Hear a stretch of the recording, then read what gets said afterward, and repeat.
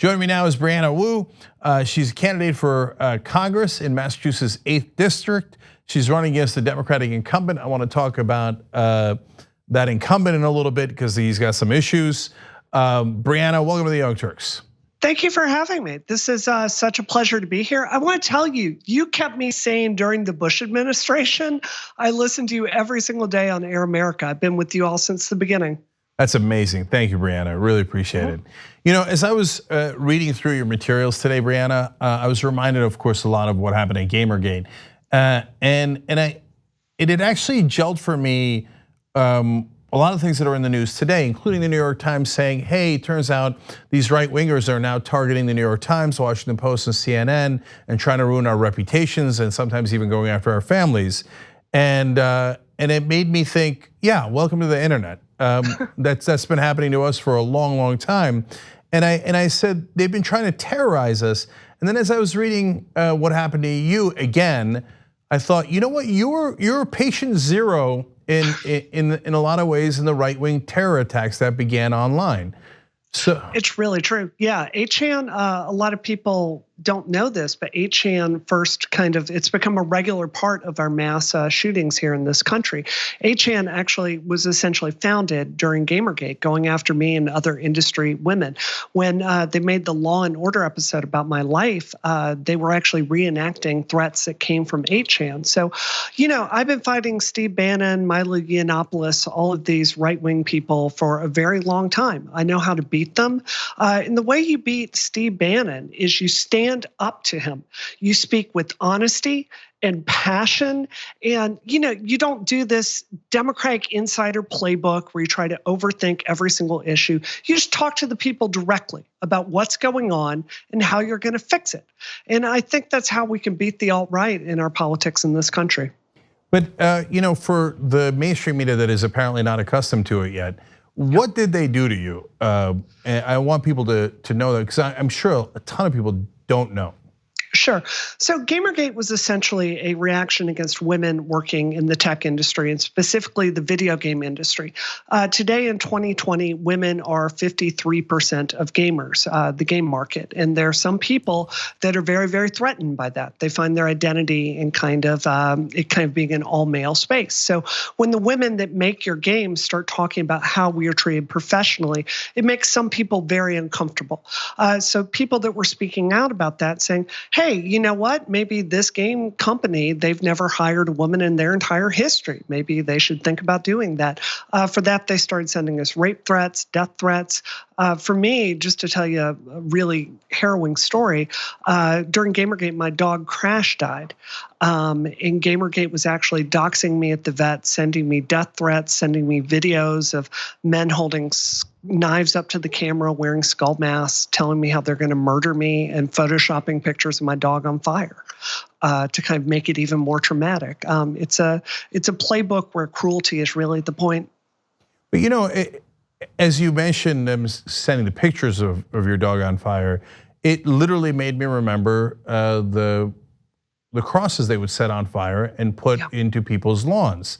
And now they're doing it in a digital way. And it's a form of terrorism because if you're not as strong as you were, and honestly as we are in our audiences, et cetera, of course any normal person would be incredibly freaked out by death threats, rape threats, et cetera. They would be terrorized by that. And like the Klan wore the hood to protect their identity, now online we have people who have anonymity in some of these platforms, and that is their version of putting on a hood like the Klan did.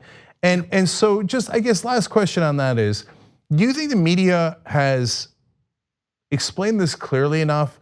Like the depth of how the right wing uses threats of terrorizing our lives to try to quiet the left wing? Or do you think that they've done the false equivalency and really done great disservice to what's actually happening in politics these days?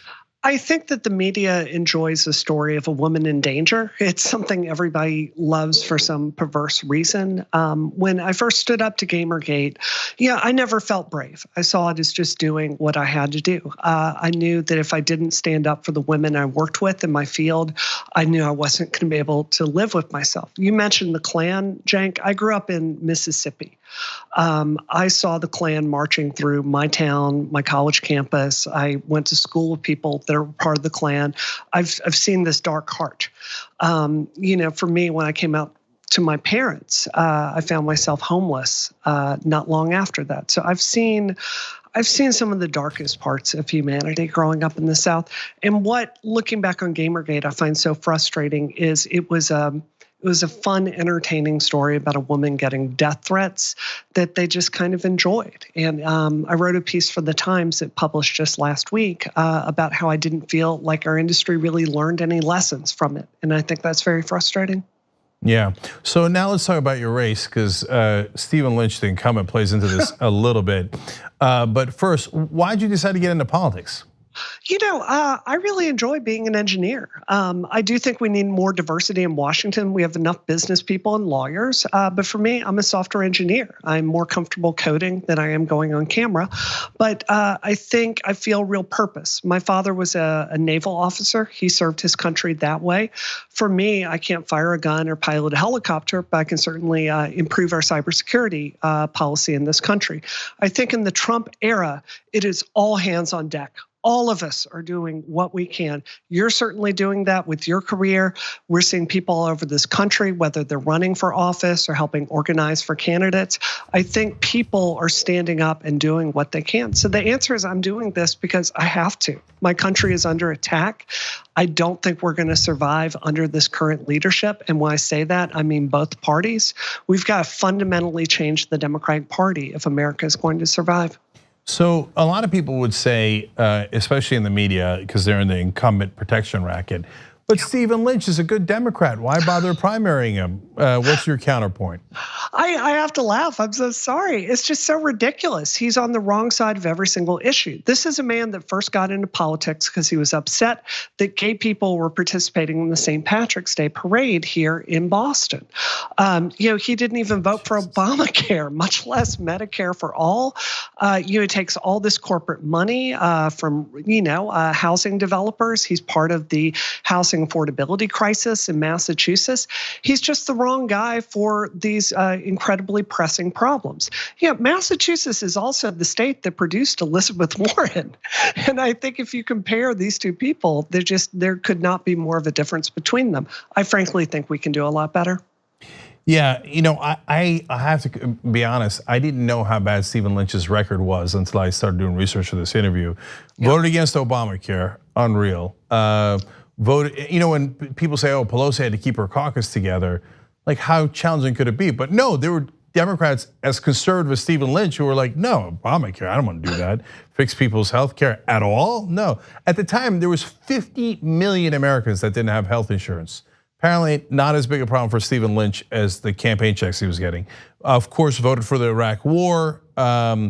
And how about climate change? What's his stance there? I'm afraid he just came out last week. He said it's a 100-year problem. Cenk, this is a 100-day problem. We've got to get to this right now. I was out canvassing just last weekend. I'm looking at houses in Quincy that are going to be underwater in a few years.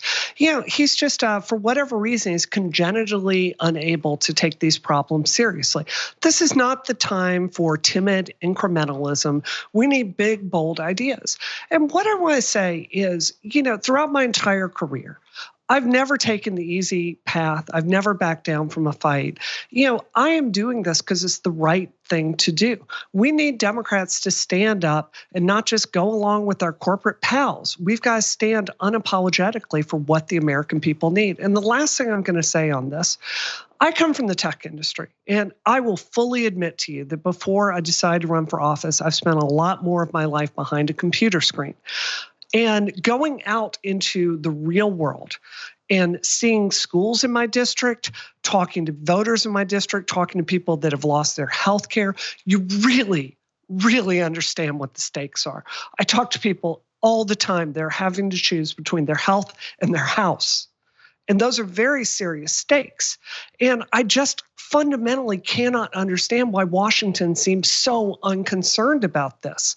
It's just because all I hear on the ground are horror stories. Yeah. So website BriannaWuForCongress.com. We'll always have the links that you can click on easily down below if you're watching later on YouTube or Facebook.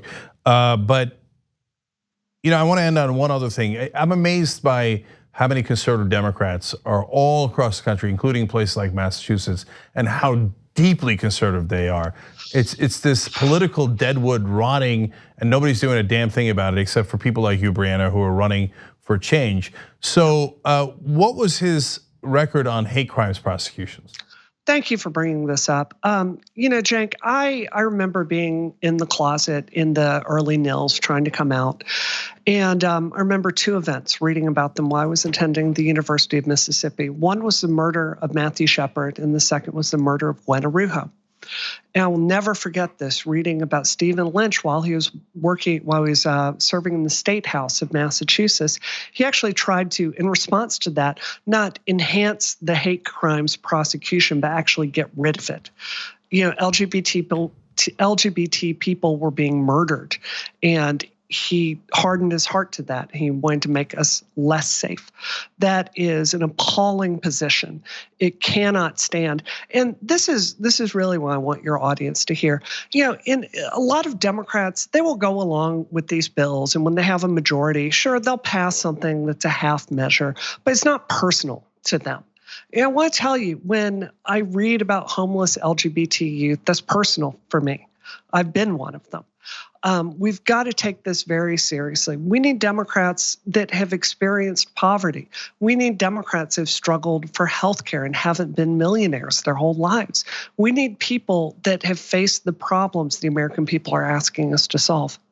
BriannaWuForCongress.com. Brianna, thank you for joining us on the Young Turks. It's an honor to be here. Thank you.